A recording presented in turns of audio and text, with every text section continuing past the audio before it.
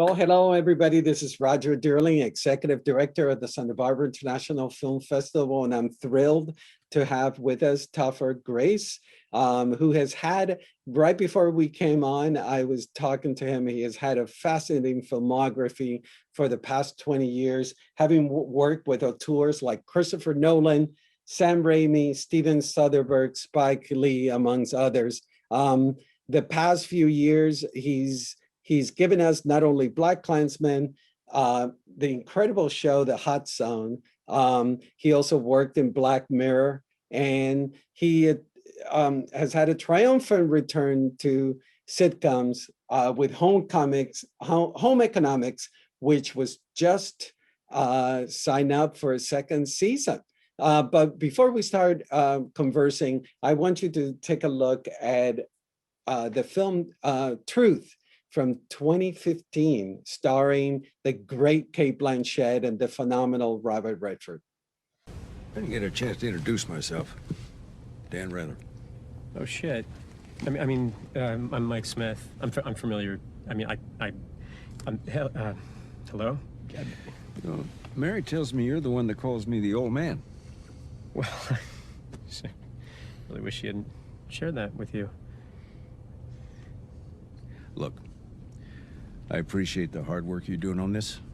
I mean, asking questions, that's important. I mean, some people are going to say it doesn't matter. You know, one side or the other is always going to say you're being partisan, but you stop asking questions, and that's when the American people lose. That may sound hokey, but I believe it. So, keep it up. Yeah, or no, thank you. You're welcome. Well, welcome, Topher. I actually want to start right off the bat with, having seen your filmography, preparing for this conversation, the choices you've made in films, there's always something relevant in them politically and timely. Whether it's BlacKkKlansman, whether it's The Hot Zone, whether it's this movie Truth, the fact they always have some very strong theme attached to it about social issues, etc. Is that part of the choices that you make determined to pick an important topic? First of all, before we get into that, thank you for having me, Roger. Of course. When I came to talk to you for BlacKkKlansman, my parents, Pat and John Grace, who are watching this, had not moved to Montecito yet, but they did. And all I hear about since they moved there is how brilliant Roger Durling is and how you do so much research and you're the best interviewer of all time. I mean, they spent their whole pandemic watching just you. Oh, I feel sorry for them, but no, they very sweet. Love your interviewing style and how in depth it is. So when I came to see you for BlacKkKlansman, I wasn't nervous at all. But this is now the most nervous I've been for. Well, you shouldn't be. I'm the one that I'm a little nervous, but no, they absolutely love you, and your program is, amazing. Something I already knew. But yeah, I think I didn't always feel that way. I kind of just wanted to be in big Hollywood movies. And then as you spend more time making them, it's such an arduous process. You really want to make sure that there's something in that project that speaks to you. And like we were talking about, some of them had a lot of success. That film Truth didn't have that much success, but all you can control is the time you're having while you're making it. And I mean, I got to hang out every day with Cate Blanchett and Robert Redford, and we had to talk about the issues behind that film. So much more important than when I started the content of what I'm doing. But I mean, when you look at your filmography, and let's put aside Spider-Man 3, but Traffic, every single choice, there are issues. And, well, Spider-Man 3 was about the spiders today. You know what I mean? I think I look, I like doing stuff that's really light too. I think I'm more into the filmmaker that I'm working with, and probably the filmmakers are more into those issues than I am. But I remember when I was making BlacKkKlansman, that's an example where you say, look, actors probably shouldn't have soapboxes to stand on, and we've seen when it happens, it's usually a mistake. but sometimes you can help someone who should, like Spike Lee, who really has something to say, and you can help them say it in the moment. And it was so cathartic doing that because, here I was at home, my wife and I just had our first child, and you're watching stuff on the news, and it's something you're talking about anyway. And then immediately you're going to work on that and maybe help say something on a national level about it. So there's no job better than helping a genius like that say something on a national level. Yeah, I was also struck with the relevancy of the films that you've done, like Traffic. It feels as timely as ever. The drug epidemic, the border issues. Klansman it's more timely now than it was before. Yeah, sadly, Yeah. yeah, it keeps being more relevant than when we made it, and then when it first came out in Cannes, I went, oh, this is actually more relevant than when we made it, which is when Charlottesville was happening. And then, yeah, it's just grown more relevant, sadly. Did you go back to your films? Like Traffic was your very first film, directed by Steven Soderbergh, and quite a remarkable cast. And it was actually a coincidence between BlacKkKlansman is two films you've starred in that have been nominated for the Oscar for Best Picture. When have you looked? Do you look back at Traffic? Well, every night before I go to sleep, I like to watch one of my. No, I really, I think to be an actor, when you look back at something that's over 10 years old, I've found you are really sad with the performance because you've learned so much about your craft, hopefully in that time, that you go, oh, I do this different or that different. But then I've noticed, maybe it's just I'm getting older, but recently I like things that are more than 20 years old because I'm so far away from it now. I look at it and go, oh, that 19-year-old's doing a pretty good job, and it's more fresh to you because you haven't seen it in a long time. So maybe as more time goes by, I'll be more forgiving. But I recently watched In Good Company, this film I did with Dennis Quaid, who was also in Traffic. And I remember everything I watched, I thought, oh my God, I do everything differently now. But that's what films are. They're just a snapshot of, the performers in that time. Well, walk us back a little bit to the year 1999 when you got cast in Traffic, and I was struck by how you were doing a TV sitcom, you were doing that 70s show, and that was so formalistic. You're inside a studio, and then all of a sudden the drastic change. Your first film, you're working with Soderbergh. I never shot anything outdoors before. It was like, and the first day I was there, we were literally in the ghetto in Cincinnati, and it was a crazy first day to be on location. And also the Soderbergh shoots, the camera's like way over somewhere. You're just, he's just capturing the scene kind of. Yeah, I mean, that was my question. It was like, how were you able to, how was that big contrast of everything so formalized inside a studio set, and now you're working with, documentary style that Soderbergh does? Yeah, he comes out of that documentary world, and I guess there's nothing more opposite than that. I mean, the roles were really different, but also the way he was, that 70s show captures its reality, and the way Soderbergh does just couldn't be more different. He didn't use one light on that film. Wow. Like, it's all lit by natural light, like he's a documentary filmmaker. And also I was used to people kind of telling you more what to do. And I think it was the first genius I worked with, because I remember going up to him and saying, after the second or third day, do you want me to do anything different? Or, because he hadn't talked to me yet. So, do you want me to, am I doing everything the right way? And he said, oh, I don't know. And he just walked away. He didn't want to put any fingerprints on it. He wanted it to be, I think he wanted it to be, he didn't want to disrupt it, the way a documentary filmmaker wouldn't want to change anything about the situation. I think that's why that movie feels so real. Mm-hmm. Did you eventually grew to understand that if you're doing it right, he's not going to say anything. Yes, because one day he did have a note for me, and I was like, "Oh yeah, that was really wrong what I was doing." He said, "I mean, this is my first film, so it was like I was learning a lot every day." And I learned something from Michael Douglas. I remember I was in a scene. I went too big with something, and Steven came up to me and kind of, I mean, it was not a big note, but kind of went like, let's do like that. And I went, okay.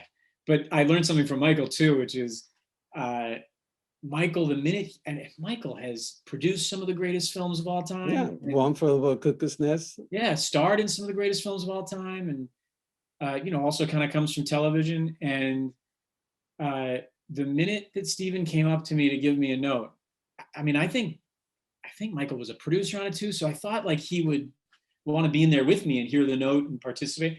And just like Steven, Michael walked away. So we didn't hear what the note was. It was so respectful. It was such an amazing environment.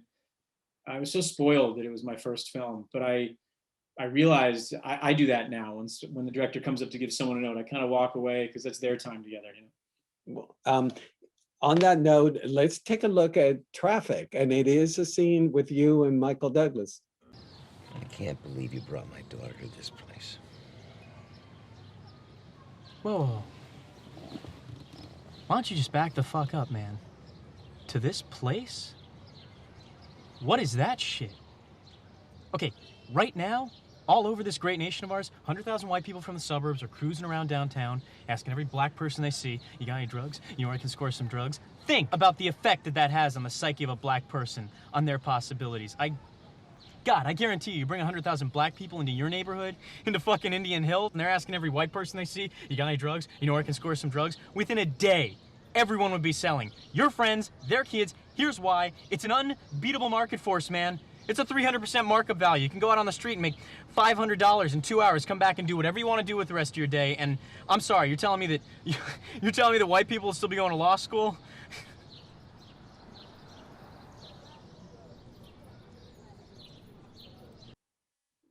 Awesome scene. Is that the scene that Steven? No. It was the scene. Someone had a gun on me. We go into a. Oh yeah. Yeah, I haven't seen the movie in a while, but I had some kind of reaction where I think Steven was like, "Oh, this kid's like doing this like it's in a movie." So, but it was such a remarkable first experience to work with both those guys, and I remember the after party of that movie. I mean, like it just went on for months, and I thought, "Oh, this is how movies are," you know. He does his own camera work, right, Steven? And he also edits his own films. Yeah, and he uses these jump cuts, which I was a big fan of a bunch of his films, including Out of Sight, which had just come out the year before. So I couldn't believe I'm obsessed with that film. I know it's like a perfect romantic. I mean, I love that movie, but he does this thing because he's behind the camera. So one, it's the most intimate relationship you'll ever have with a director. He'll be talking, and because he edits it, he can jump cut it. So you'll just be doing a scene. In this case, it was a lot of like, I was doing drugs with Erica Christensen. And then he'd just take the camera, like kind of say something, okay, do this, try this, put the camera back there. And he just cut himself out of it later. And I had a feeling while I was doing it that I was never going to have it that good again.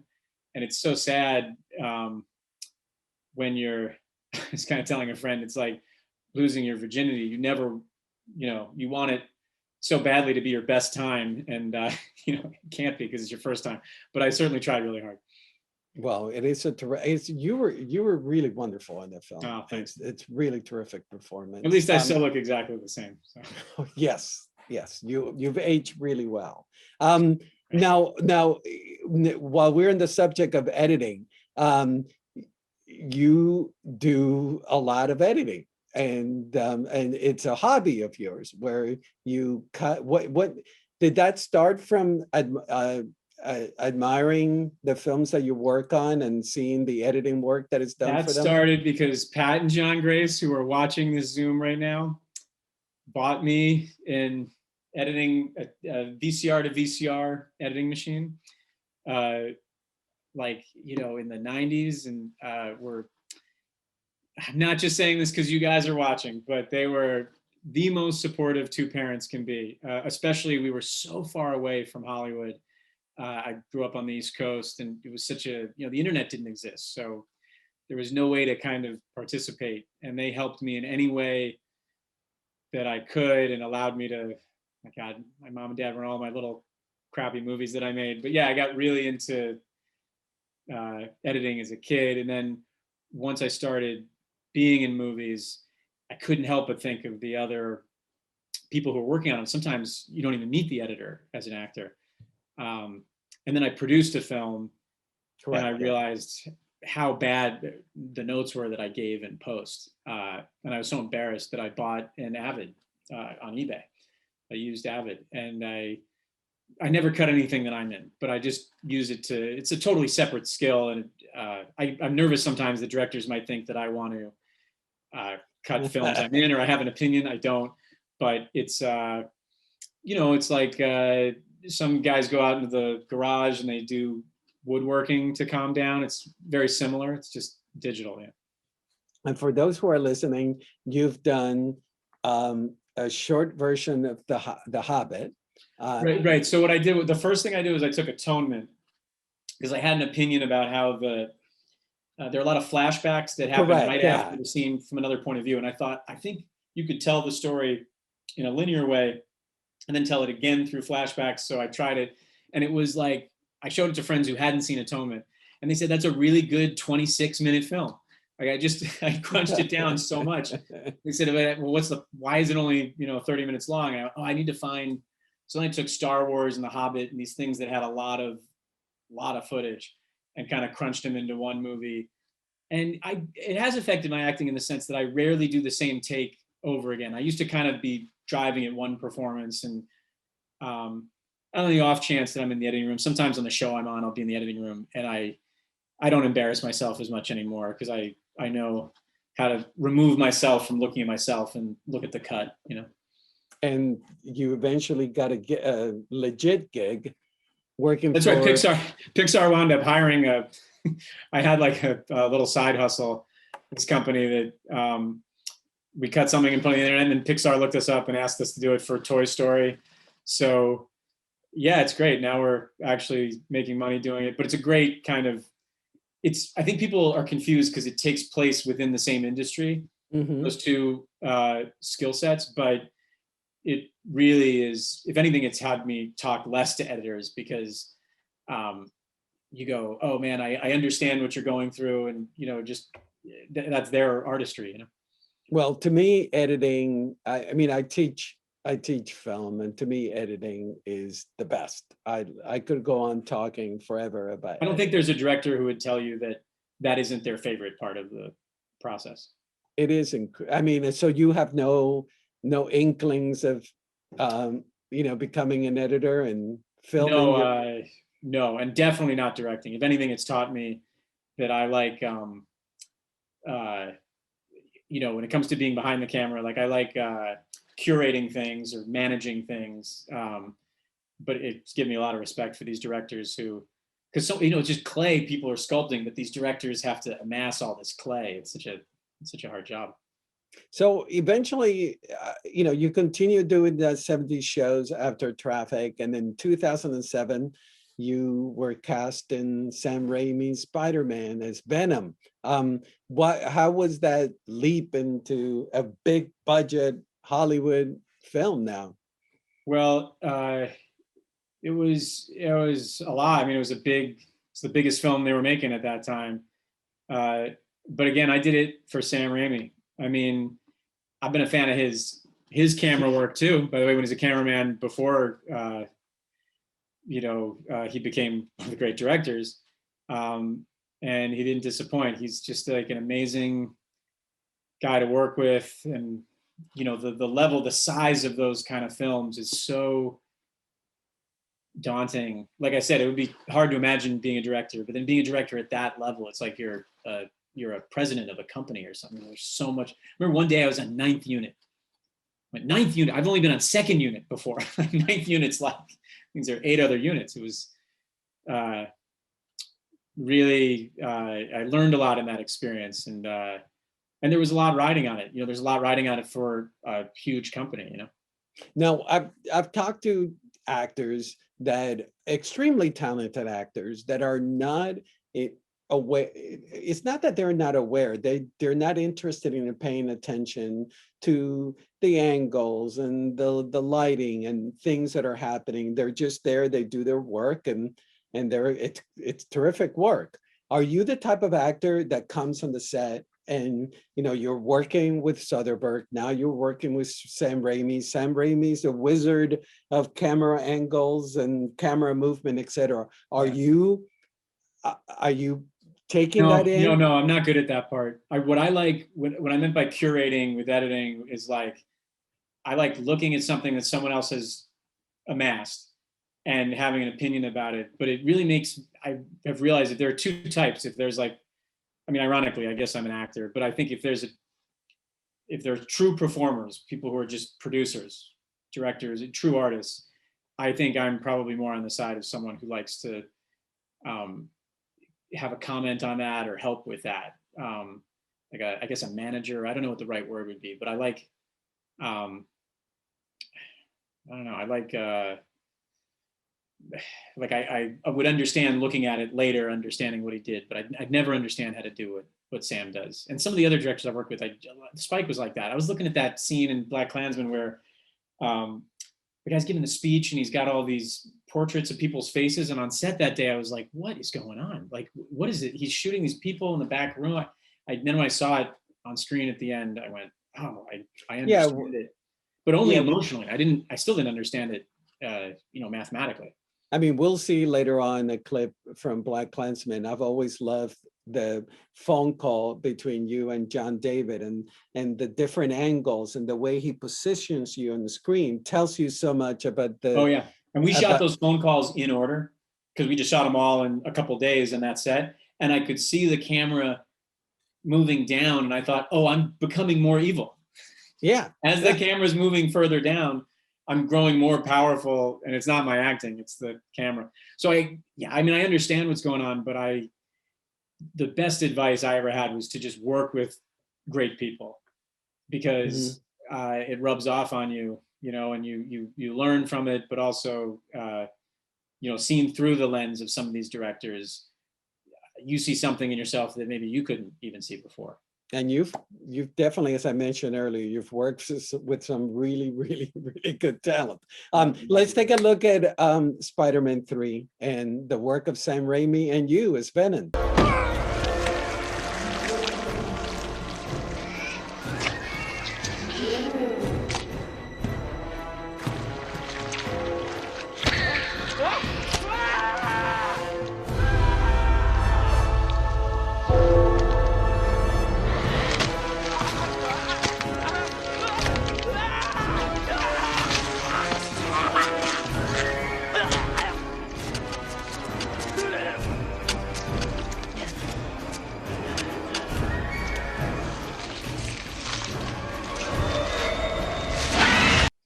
So, those were all in-camera effects, no CGI used in that.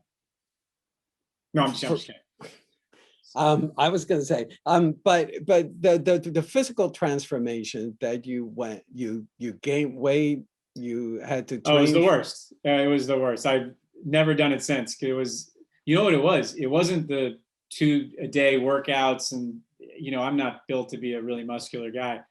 It was the food. I didn't realize, like, if you're gonna, carve muscle, you gotta like gain a lot. So I would eat. I felt like that whole time, the 9 months leading up to that movie, I was just eating and eating, it was terrible.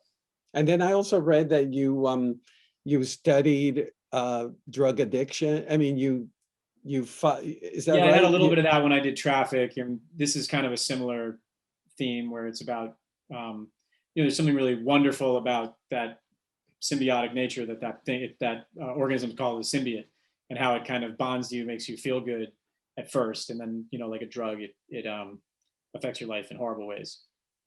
Mm-hmm. And from after Spider-Man, the BlacKkKlansman happened in 2018. Is that something that you were aware of the script that David Duke was, was part of the script and something that you seeked, or is something that they came after you? Oh, well, they certainly didn't come after me. I had said Spike is one of the people I would die to work with to my agents, and just please send me any scripts that he's making. I don't know if there will be a role for me, but ever since I saw Do the Right Thing, which when I was in high school, I went, he's one of the great American filmmakers of all time. And I got this script, and I think they kind of said, like, there's nothing really in it for you, but if you want to read it, here it is. And I read it, and it was a really weird phone call. I called my agent the next day and said, hey, I think I'd be right for David Duke.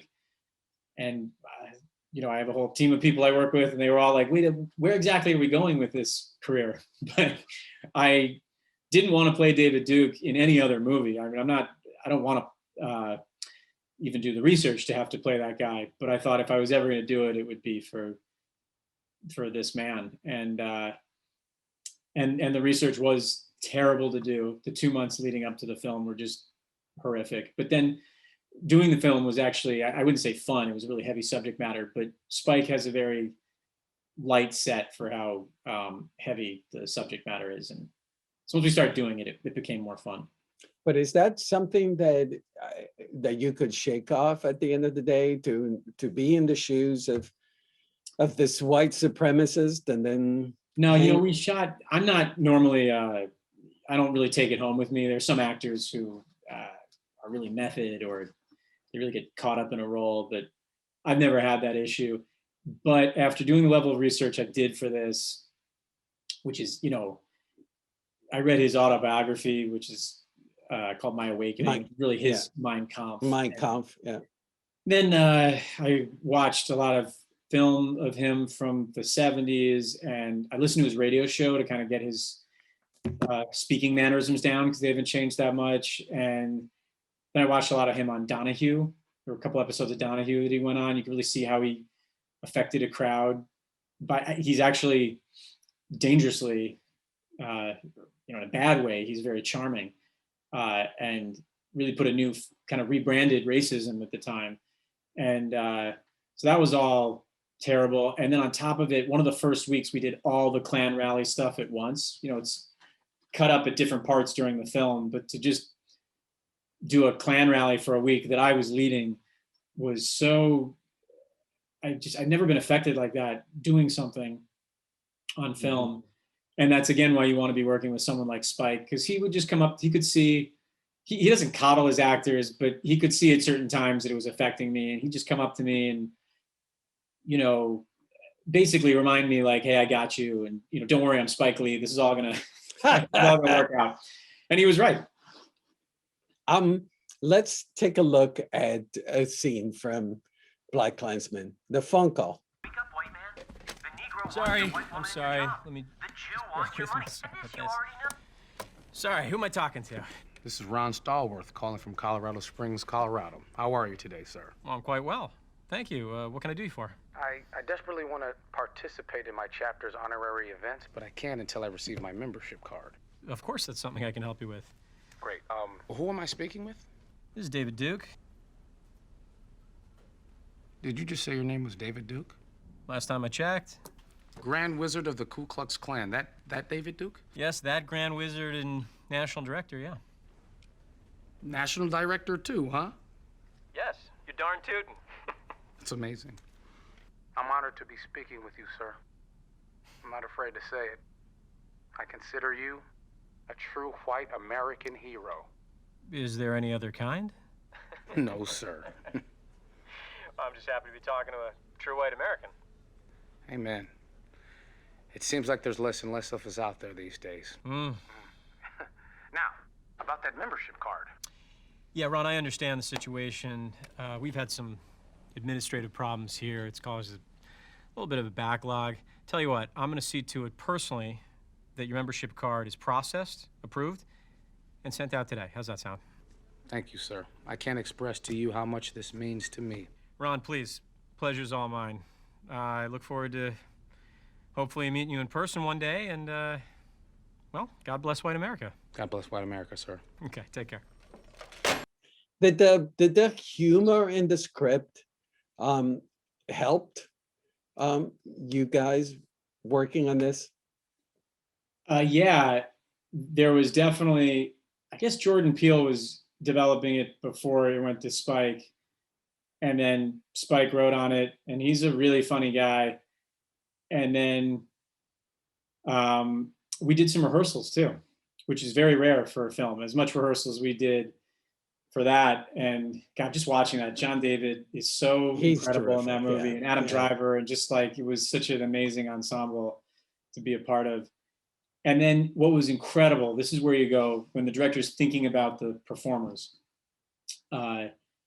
Those sets were built back to back. You could almost hear each other through the walls. So, I mean, I could hear him on the phone, but you could almost, like if you yelled, I could yell over to him. And what that does is you understand most scenes that are shot. If you and I are at lunch, you know, it's actually, we shoot your side of the table first, and then we, you know, break for a while. And, you know, it's not actually you and I talking, even though it's cutting back and forth between us. Correct, yeah. That's the one time outside of some comedies where they set up two cameras or something. That's the first time I'd really done a scene where that is all, it's edited, but it's all one scene. It's all just going back and forth between us. And what that allowed us to do is we can interrupt each other and stuff. So I understand you were on the phone, but then John David was right next to you. Yeah, and then there were acting cameras also. on both of us in the two different sets. So we could talk over each other. And some of the comedy that you're talking about also came out of the ability to kind of say whatever we wanted. And it didn't, you know, we didn't have to match what we did earlier that day or something. And it was just, Spike is, that was another experience where I was just pinching myself the whole time and just saying, just savor this experience, because it doesn't get that good that often. I was going to joke with you about, because I told you I watch all your movies preparing for this, and then I watched this, and back to back I watched the Black Mirror, and then Oh my gosh. you're on the phone and you're having all this lengthy conversations. That one I was in Spain, so that was I was really far away from the other actor there, and actually that director was great too. He hired a professional, because the actor couldn't make it to Spain, so he hired an actor to come out and read with me. Because when it gets really emotional in phone calls like that, you want to be able to ramp up, and your partner is a big part of that. And it's most of the time on a film set, it'll be the script supervisor who's reading your lines, and you know, they're not a trained actor, they're just kind of reading the lines with no emotion. So yeah, I was really lucky on both those projects. And they were when I did that, and then right after that I did Black Mirror, I remember it's why I went and did Home Economics, the show I'm on now, because I thought my agent was just getting offers for like, you know, like neo-Nazis and white supremacists, and like it got a little, I was like, maybe I got a little too far away from comedies where I started. You know, before we lose the track of that, what you just talked about, the scene in Black Mirror, let's take a look at the Black Mirror clip, which is the phone call. Okay. It wasn't supposed to be like this. Our whole platform, I swear to God, it was one thing when I started it, and then it just, I don't know, it just became this whole other fucking thing. I mean, I got there by degrees. You know, they said, Bill, you gotta keep optimizing. You know, you gotta keep people engaged. So it was more like a crack pipe. It was like some kind of fucking Vegas casino where we sealed off all the fucking doors. They got a department. All they do is tweak it like that on purpose. They got dopamine targets, and there's nothing I can do to stop it. I started it. There's nothing I can do to fucking stop it. I'm like some kind of fucking bullshit front man now. I swear to God, I've been on this retreat. It's supposed to be for 10 days. After like day 2, I decided, fuck it. I quit Smithereens. That's it. I'm out. Hey, shut up. no way. Shut up. I'm I don't give a fuck what you do now. Beat yourself up or fucking run a victory lap. I don't care. So I understand that there was a Spanish actor that was recreating the conversation with you.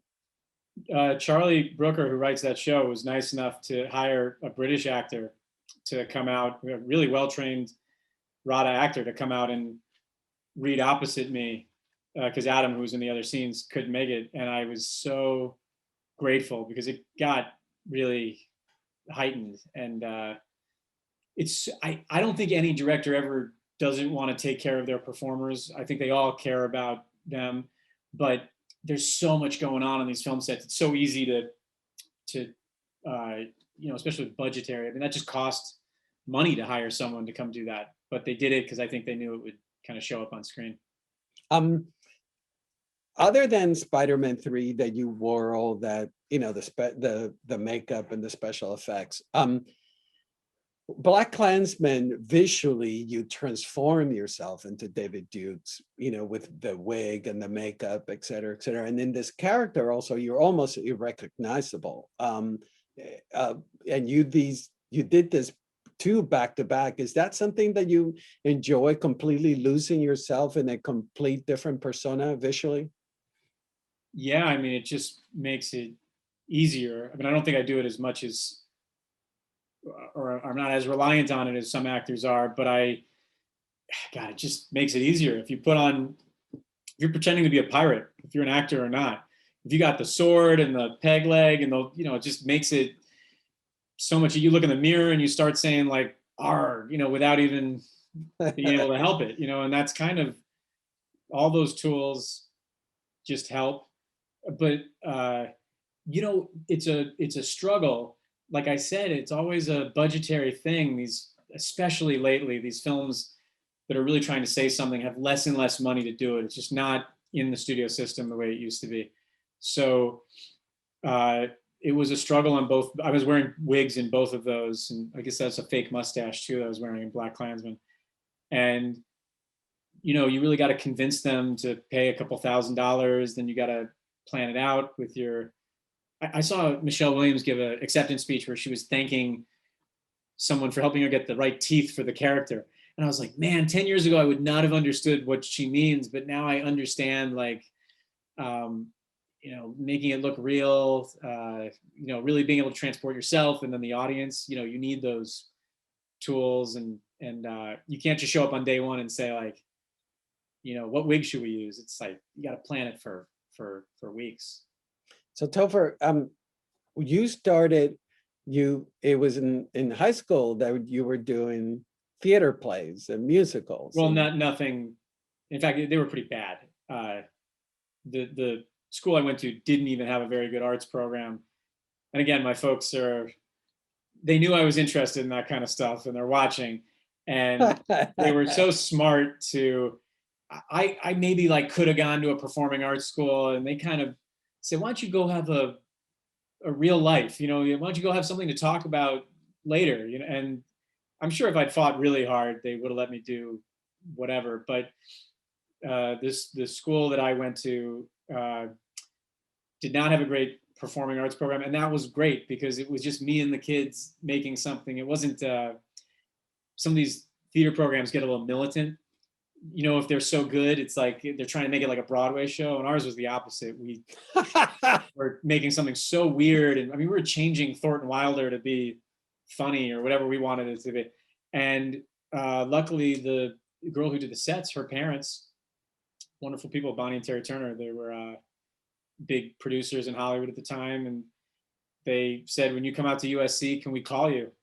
And I didn't even know what they meant. I thought they meant like to be their assistant or something. So I said like, sure, babe, like, have your people call my people, like, let's do lunch or whatever. And then they called and said, you want to try out for a show? And it was That 70s Show. Now, what was the show that they came to see? What was the musical? They saw a couple of, their daughter was in Our Town, which was every actor probably has a moment where they like it fell fully in love with that, and the fact that there's no scenery and that play is so profound. And I was doing it in New Hampshire. I was doing it like 20 miles away from Petersboro where it was written. It was like, it really took me there. I remember junior year, like, you're imagining you're in the place, like, it really was transported there. And that was the beginning of me just really falling in love with acting. And then they did a musical, A Funny Thing Happened Away at the Forum the next year, and that was the one that was kind of fun and probably got me to that part. And what role were you playing in? I was our Pseudolus.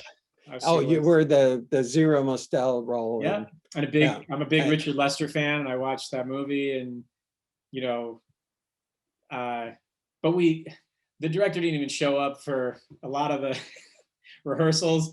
It just wasn't that big a deal, the theater program, but there was a concentration of kids who really were interested in it. And so we'd rewrite stuff. I mean, it's such a great script. The balls we had to rewrite this script, but it was interesting enough that these producers saw us and said, oh yeah, maybe he could bring something as a kid to this show. And when did you decide that you were born Christopher, and that you decided that you didn't want to be Christopher and you wanted to be Topher? Well, Patricia Grace, who lives in Montecito, is a Patricia trapped in a Pat. She was named Patricia and wants to be Patricia. So anyone who sees her, including you, Roger, should call her Patricia, but most people call her Pat.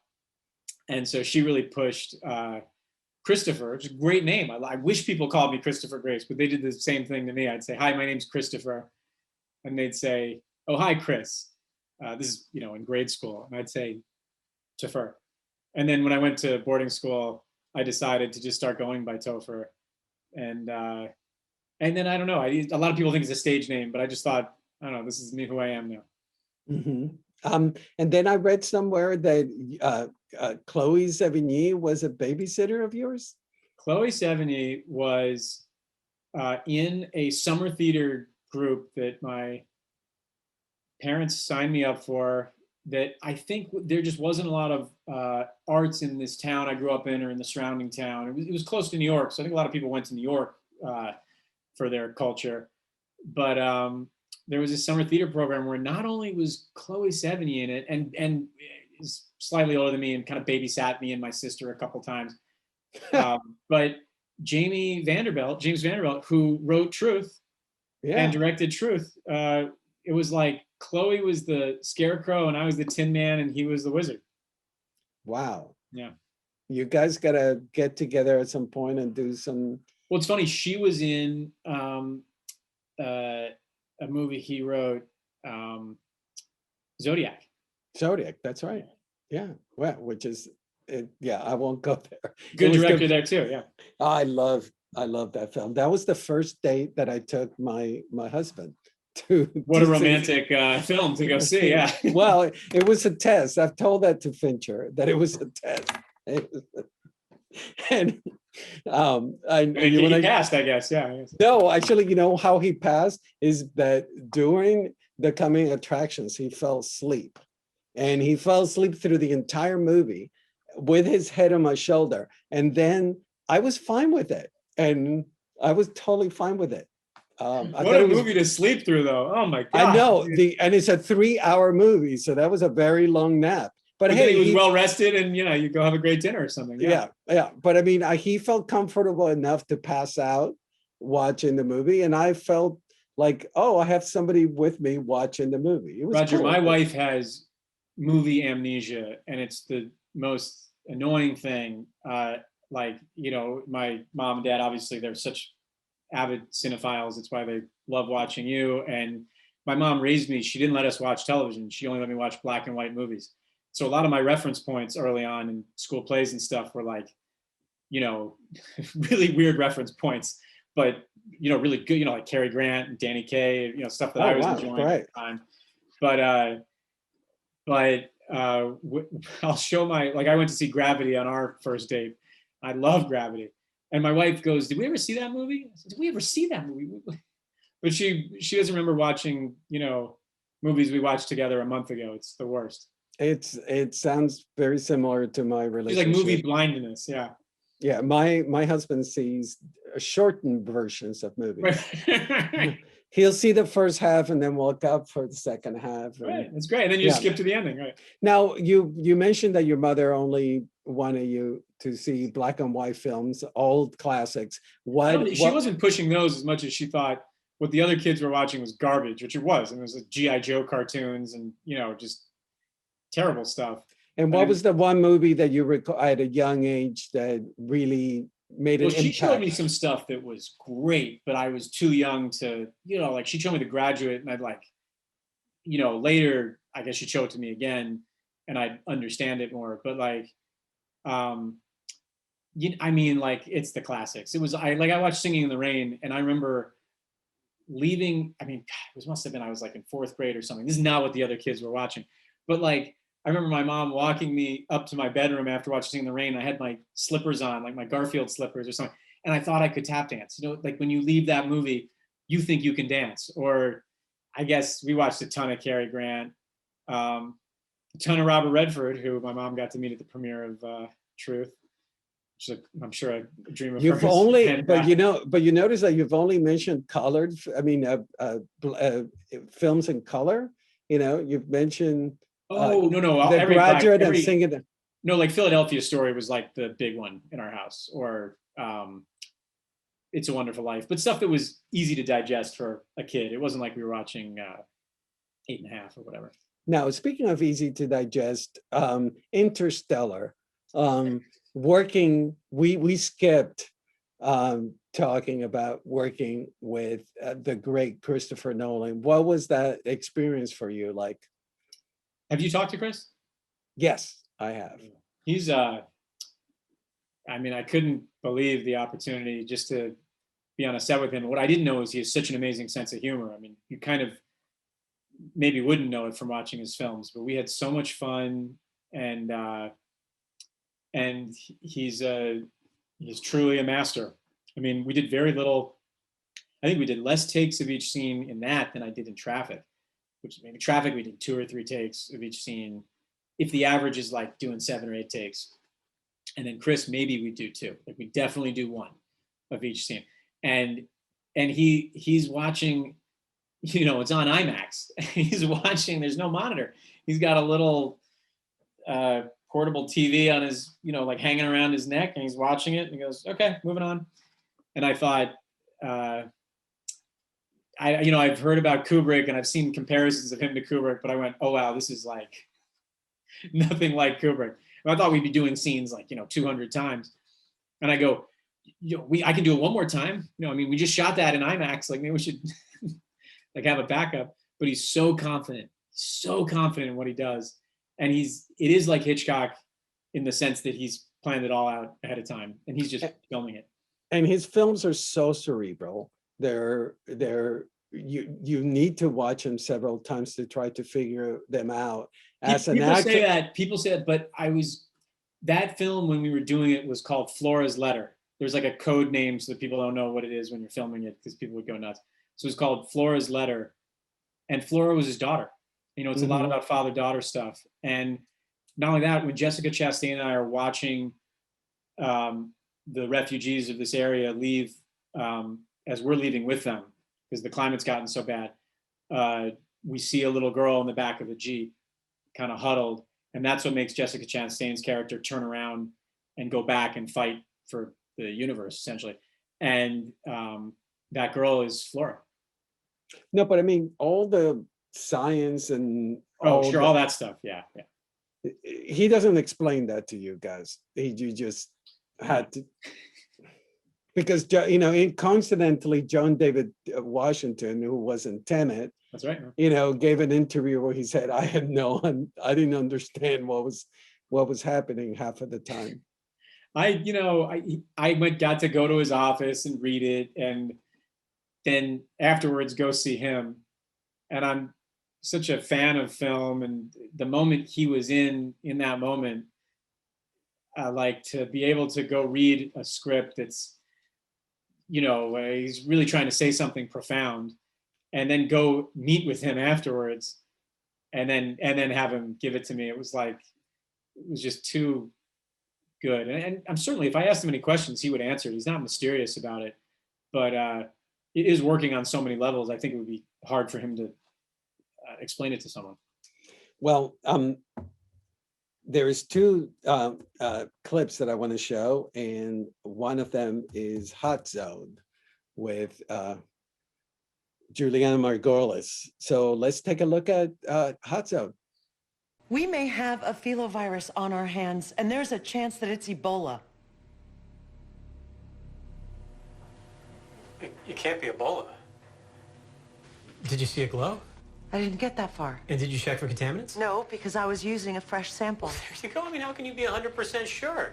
I already have the lab running a thorough test of all known bacteria. Colonel, weeks ago, I asked Hazelton to send me samples of anything that looked even remotely like SHF. The package was for my study. The cells blew up because they were infected. I already told Hazelton that it's simian fever. What, you really think Coco Jr. in there has 2 rare and deadly diseases? Look, what's more likely?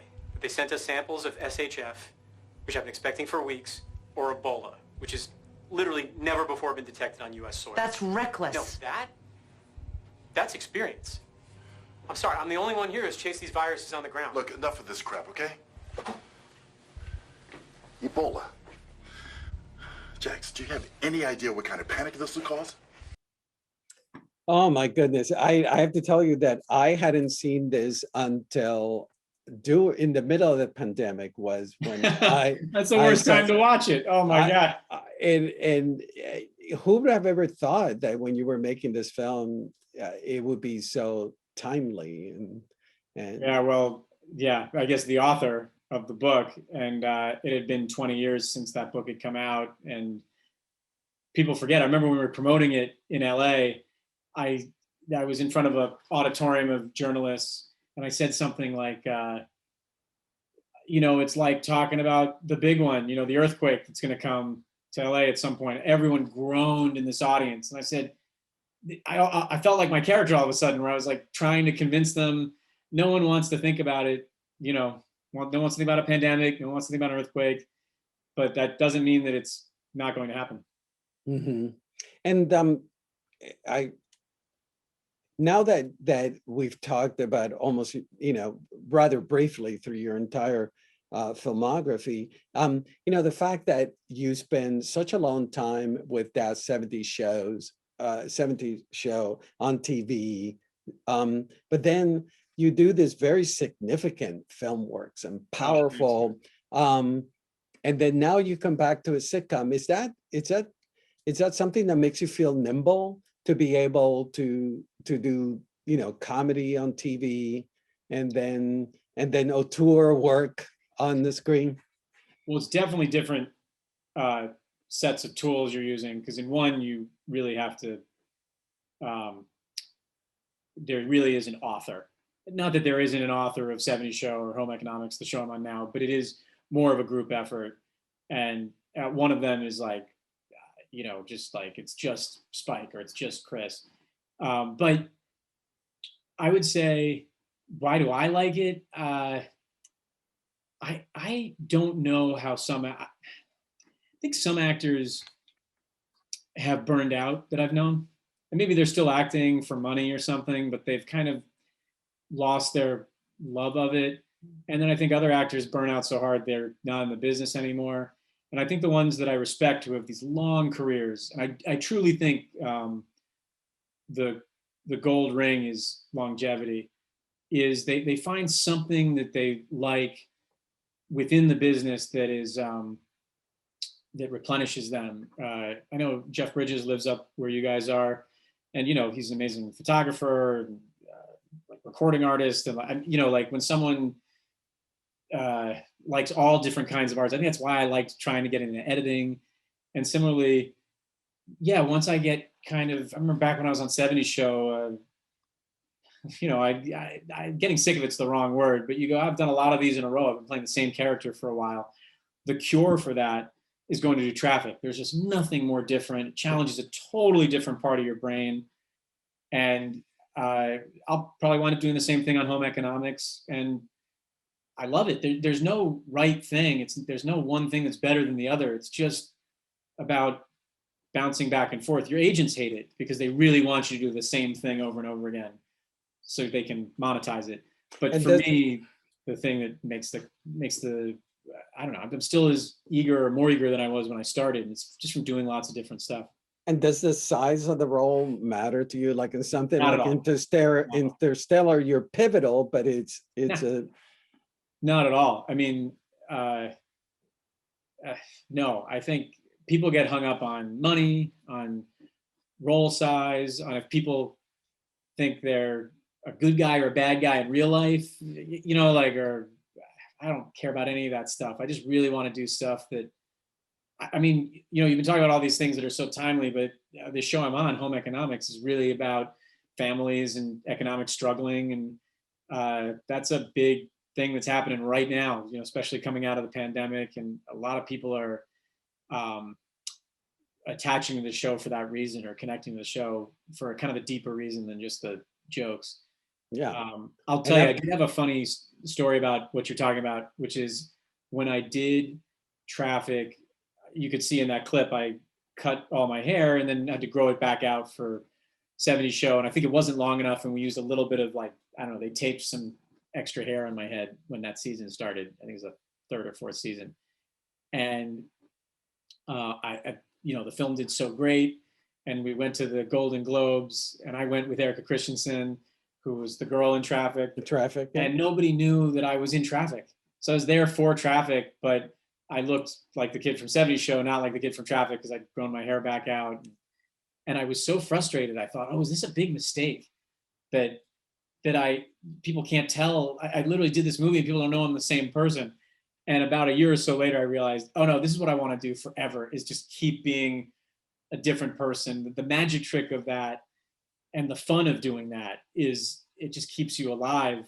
It keeps you, you know, trying new things. And so that now has become my favorite thing. At the time, I remember thinking, you know, oh man, no one's going to know, but that was the good thing. Well, before I let you go, I want to show a clip from Home Economics, which the reason why I picked this clip is because you get to do a lot of physical comedy, which I hadn't seen you do so much. So let's take a look at Home. Spit it out. Well, we're actually having a sexual problem. Ew. What? I agree. We probably shouldn't talk about it in front of other people. We need to borrow money, but Tom's afraid to ask. What? You do? No. Look, I know everyone thinks that my career is thriving, but the truth. Oh my God! Oh! Tom. I'm good. I'm okay. I hurt my elbow a little bit, and my face. How banged up do you get shooting this show? Well, first of all, that was a stunt double. Like, I do a lot of my stuff, but that was like, they attached a cord to this guy's back and they pulled it through the wall, and then they digitally erased the cord. So that's why he goes so fast off. And I've done every other stunt except for that one. I remember going to shake his hand because I thought, oh man, I'm going to get so much credit for doing this. And he really took a beating on that. But yeah, they had me in a bounce house that's deflating one week. And then there's one thing where I run up on the wall that was in the season finale. And like, it's a healthy reminder that I am turning 43 on Monday. And happy birthday. Thank you. And when you read it in the script, you think you're 25 always. And then when you're doing it, you know, you don't just do it once, you have to do it, you know, a few times. Yeah. So it's been interesting, but hey, anything for a laugh. Well, the film, I mean, the show's doing well. It just got renewed. Oh, thank you. Excited about continuing with the sitcom? Yeah, that cast is special. It's very rare. I've had it happen before in many different mediums. You know, 70 shows happening, but also happened with that great ensemble in Traffic and Black Klansman. And there's a great ensemble in Too Big to Fail, a movie I was in. Like, I just love when a great ensemble clicks, and you don't know until you show up. And the first day I was kind of nervous because you go, who knows? And, you know, I've only done one other show, but by the end of day 2, I was like cocky about it just because these other guys are so good. Yeah, and there are so many things we haven't talked about. You just mentioned great ensembles, The War Machine with Brad Pitt. Yeah, that was great a terrific, ensemble. Really terrific ensemble. Yeah, if you know, keep your ears open for Brad Pitt. That's his name. He's gonna, you know, he's putting a lot of good work, and people are gonna start taking notice of him. Absolutely, anytime. There, yeah. Anytime. We honored him 2 years ago, the year of though he won the Oscar. And, No, he's and it was a zoo at the Arlington Theater. I'll bet. Yeah, it was great. And what about the Minor Adventures with Topher Grace? Oh, that was Yeah. my favorite thing. I was doing a podcast, but then COVID. It's sadly a podcast where you have to do it with people, and then the show took off, and I haven't been able to get back to it. But that is the most fun I've ever had. But probably because I don't have to play a role. There's no research. You just show up and do it. So there's a chance that might come back. Gosh, this show is so much work. I'm a producer on it too, so I wind up doing more than just act on it. But I hope to do it someday. It was so much fun, and I hope I can get back to it. But I mean, you mentioned that home economics takes a lot of your time. You're still going to pursue movie roles, right? Oh yeah, we have the summers off. To me, when I was doing 70 Show was the best because you have like a home base, and then as long as you don't have a role you have to play, like you got to play this type of guy, then the world is your oyster. You get these 4 or 5 months off to do anything you want, and then you get to go back to your home base. And I have 2 kids now, so I get to do this show real near them, and that's great. That's great. Well, my goodness, Topher, this was so much fun. Thank you so much. Thank you for having me, man. I've never been so nervous. Oh, You want to be? why? Come on. I'll call my folks right after this, Mom and Dad. I'll call you and find out if I did a good job. What do you think they'll say? Oh, they love you, but you did. It was wonderful to chat. And actually, I wish we could. I mean, we could go on for another hour talking. No, it's fantastic what you've done. The way you pivoted digitally has been. I mean, according to my folks, they're just like loving. I mean, that's how like they got through COVID, and you get to talk to everyone now. Yeah, but we're actually shifting to, we're starting doing online, in-person screenings. But are you going to keep some kind of element of this? Yeah. We're going to keep doing great. the film talk. We're going to keep when people doing can't make it up there, they can, Absolutely. We're going to continue doing it. Absolutely. But thank you so much, Christopher. Thank you. Look forward to what's next. Thank you. I appreciate you having me, man. Okay. Ciao. Thanks.